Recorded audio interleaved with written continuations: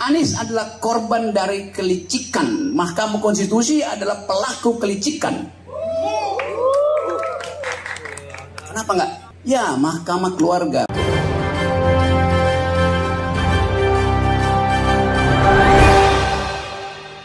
Assalamualaikum warahmatullahi wabarakatuh. Beredar video Rocky Gerung di channel Refli Harun.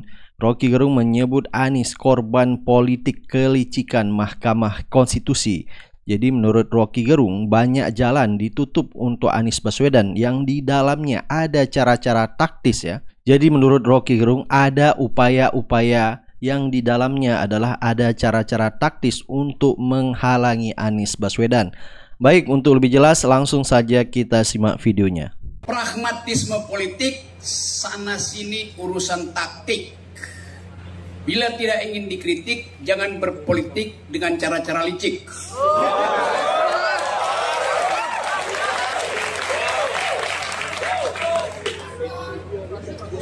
Anies Baswedan, saya sengaja ucapkan salah supaya kalian perbaiki. Anies adalah korban politik licik.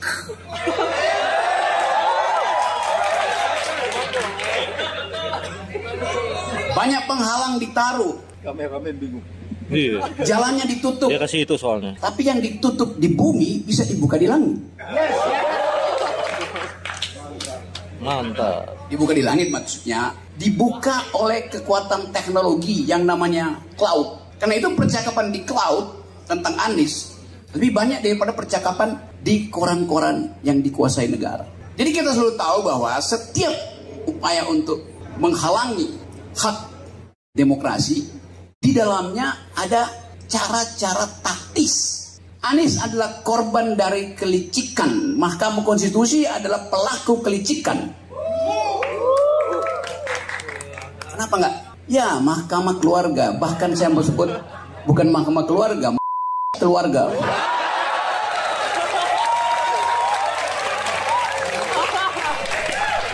Saya terangkan di mana ya. Bayangkan, ada seorang bocah menelpon paman, enggak? Ada seorang bocah menelpon suami dari tantenya. Saya nggak bilang paman. Supaya abangnya bisa jadi wakil presiden atas perintah bapaknya. Jadi itu yang terjadi. Sebuah keluarga berupaya untuk mengendalikan sebuah bangsa, sementara setiap malam 9 juta keluarga di Indonesia tidur dengan perut keroncongan. Kelaparan di Indonesia itu ada 9,8 juta keluarga, tertinggi di Asia itu. Padahal hak dari 9, juta orang itu untuk memperoleh nutrisi minimal yang harus diberikan oleh negara. Ketika mereka bangun pagi, dia hanya berharap dapat BLT. Anda bayangkan, hak warga negara untuk disuapi oleh negara. Begitu negara tiba di depan pintu rumah orang-orang miskin ini, di situ udah tersedia goodie bag. 1 liter minyak goreng, 5 kilo beras, dan ada wajah seseorang ditempel di situ. Apa itu bukan penghinaan? Presiden tidak perlu punya visi, karena visinya udah ditulis di Undang-Undang Dasar, yaitu cerdaskan kehidupan bangsa dan pelihara fakir miskin. Itu perintah konstitusi. Siapapun yang jadi presiden, perintah itu harus dia lakukan dulu. Cerdaskan kehidupan bangsa artinya jamin bahwa orang Indonesia IQ-nya harus lebih tinggi dari simpanse. IQ kita sekarang itu di ukuran internasional cuma 78. Ada simpanse yang bahkan IQ-nya 100. Anda bayangkan keadaan kita hari ini. Jadi kita mau tagih dari kekuasaan. Mengapa kita melarat? Mengapa Anda masih harus bayar uang kuliah padahal Anda pemegang kedaulatan yang diperintahkan oleh konstitusi supaya jadi cerdas? Karena itu nggak ada yang ngawasin tuh. Anda dapat KIP tadi, lalu Anda takut kritik pemerintah, seolah-olah itu beasiswa pemerintah. Beasiswa itu saya yang bayar melalui pajak saya, melalui pajak Pak Habil dan teman-teman saya. Jadi itu adalah hak saudara, bukan hadiah dari negara. Karena negara ini bukan negara kapitalis, bukan negara neolib, Negara ini dirancang berdasarkan perintah konstitusi, pelihara fakir miskin. Artinya gratiskan kesehatan supaya dia bisa berpikir tanpa harus dibebani dengan iuran BPJS. Seolah-olah udah dapat iuran BPJS, negara sudah merawat mereka. Anda sakit, Anda pergi ke rumah sakit punya BPJS, dokternya bilang iya, tapi nggak ada dokter di sini. Ada dokter, iya, tapi peralatannya nggak ada. Terpaksa Anda pindah ke rumah sakit swasta yang bayar mahal. Jadi teori tentang negara kesejahteraan tidak dipraktekkan di kita. Itu yang terjadi. Nah karena itu sekarang orang berupaya untuk memuji-muji, misalnya Mahkamah Konstitusi kan masih ada dissenting opinion, jadi tidak betul direkayasa. Buktinya Saldi Isra masih ngoceh. Anda baca kan Saldi Isra? Nah Saldi Isra udah ngoceh dari 5 tahun lalu. Setiap kali dia bikin dissenting opinion, tapi setiap kali skornya ada 5-4, 6-3. Artinya apa? Artinya Saldi Isra diumpankan di situ untuk seolah-olah masyarakat anggap bahwa nggak ada rekayasa karena ada dissenting opinion dari Saldi Isra. Konyol. Mestinya Saldi Isra sadar bahwa dia hanya dimanfaatkan di situ, diumpankan untuk jadi devil's advocate. Bahasa Latinnya advocatus diaboli, seolah-olah kritis. Padahal itu bagian dari sistem. Secara sistemik diarahkan mesti ada yang dissenting opinion, tetapi di ujung dissenting opinion itu tidak akan mempengaruhi keputusan akhir. Itu penyelundupan hukum tertinggi dibuat oleh istana. Bukan betul, sangat betul. Yang lu korting-korting kalimat gue. Jadi apa yang mesti kita periksa sekarang? Sibuk para elit politik persoalkan kembali keputusan Mahkamah Konstitusi. Ngapain? Faktanya udah terjadi. Yang mesti dipersoalkan adalah perilaku politik presiden. Apakah cerita tadi di awal ketika seorang bocah menelpon suami dari tantenya atas perintah bapaknya, apakah itu perbuatan tercelah? Bukankah di dalam ilmu hukum impeachment itu dimungkinkan kalau ada perbuatan tercelah dari kepala negara? Sekarang coba Anda kumpulkan berapa banyak perbuatan tercela yang dibuat oleh Jokowi. Rempang itu perbuatan tercela. Mengakali Omnibus Law dengan menjadikan dia perpu itu ada perbuatan tercela. Kan banyak betul perbuatan tercela. Jokowi intervensi dalam banyak kongres partai politik. Itu perbuatan tercela. Jadi teman-teman mahasiswa hukum lakukan class action nuntut bahwa dia sudah cukup bukti untuk di-impeach. Bukan karena kita dendam, tapi itu faktanya tuh. Kenapa 2 mahasiswa dari Solo bisa minta judicial review? Kenapa kalian tidak minta presiden di-impeach? Lebih tinggi moralnya kalian. Coba lakukan itu. Kita mesti lakukan radical break. Ada terobosan, diperlukan terobosan. Terobosan itu hanya datang dari pikiran intelektual, bukan datang dari pikiran finansial. Jadi, saudara-saudara, silahkan pikirkan bahwa ada peluang untuk mengimpeach presiden. Bukan saya komporin, faktanya begitu, ada di dalam konstitusi. Disebutkan dengan jelas, presiden bisa dijatuhkan bila dia melakukan perbuatan tercelah. Saya rumuskan tadi, periksa secara serius. Supaya ada pembelajaran pada kita bahwa kita tidak diam melihat yang bisa berlanjut. Itu pegangan saya. Satu waktu saya naik Gunung Siklop dan saya hitung bahwa saya bisa taklukkan, bisa panjat gunung itu dalam waktu 4 jam maksimal. Karena saya lihat segitu. Saya biasa naik ke Himalaya tuh. Ya saya anggap 4 jam. Yang terjadi apa? Saya mesti butuh waktu 15-16 jam untuk tiba di puncak. Kenapa begitu? Karena ternyata nggak ada jalan di situ. Mesti merangkak di akar-akar otak. Jadi kalkulasi epistemik saya gagal karena saya tidak melihat keunikan dari Papua, yaitu hutan yang masih tertutup.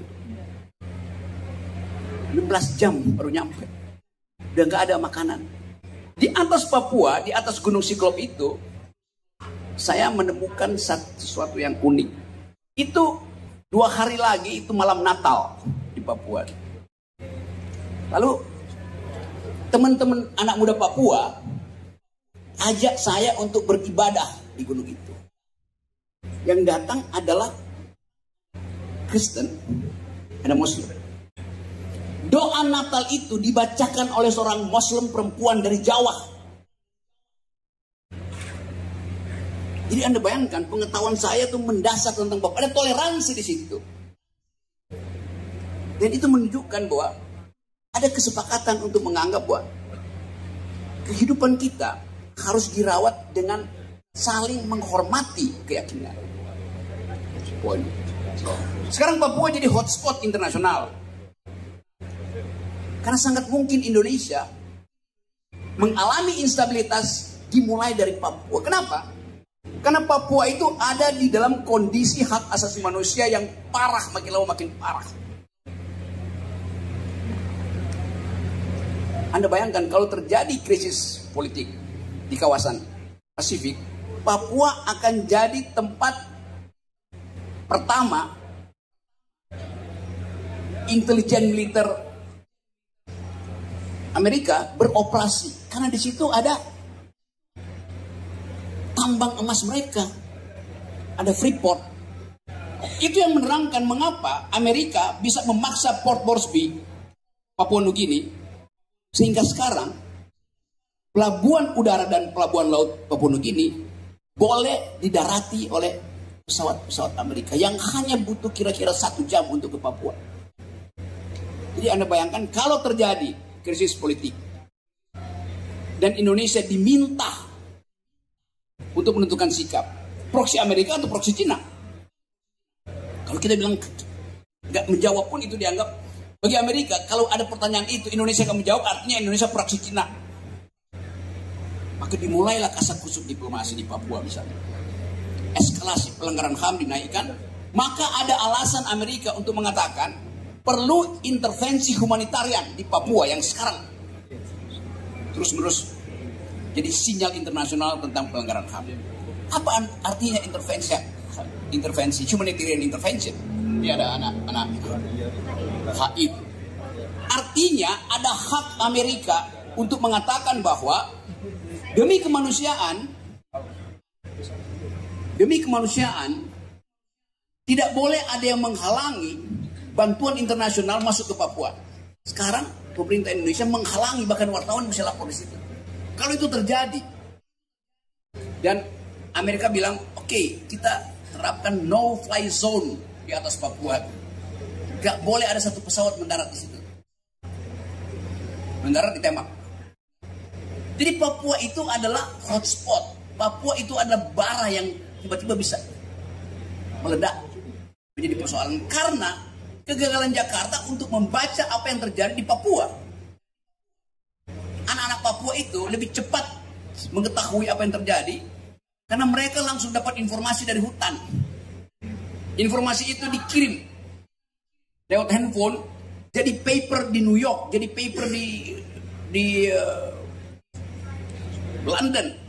Lalu timbul semacam uraian akademis pelanggaran masif sistematis dari pemerintah Indonesia. Ini permainan diplomasi itu. Jadi kita lagi bicara tentang ketegangan politik di Indonesia. Karena mungkin sekali pemilu itu jadi kacau. Jadi tetap aja ada usaha untuk mencari celah supaya pemilu itu bisa dikendalikan oleh istana. Kalau nggak terjadi. Dan kecurangan di Papua misalnya dimulai di hari pertama pemilu. Karena kita tidak tahu bagaimana Papua itu jadi mainan politisi Jakarta. Lalu itu jadi isu internasional. Maka instabilitas bisa dimulai dari Papua. Nah, maka sampai tadi menurut kamu pengetahuan saya tentang Papua cukup apa enggak? Nah, luar biasa apa yang disampaikan Rocky Gerung ya.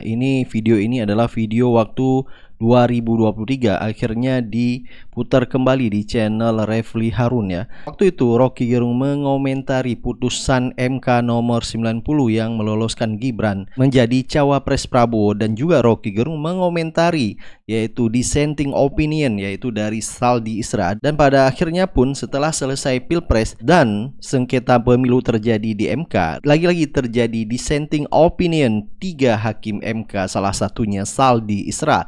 Jadi menurut Rocky Gerung, ini bagian dari strategi istana supaya ada dissenting opinion. Baik, silakan Anda beri pendapat dan komentar Anda. Kita akan ketemu di video selanjutnya. Assalamualaikum warahmatullahi wabarakatuh.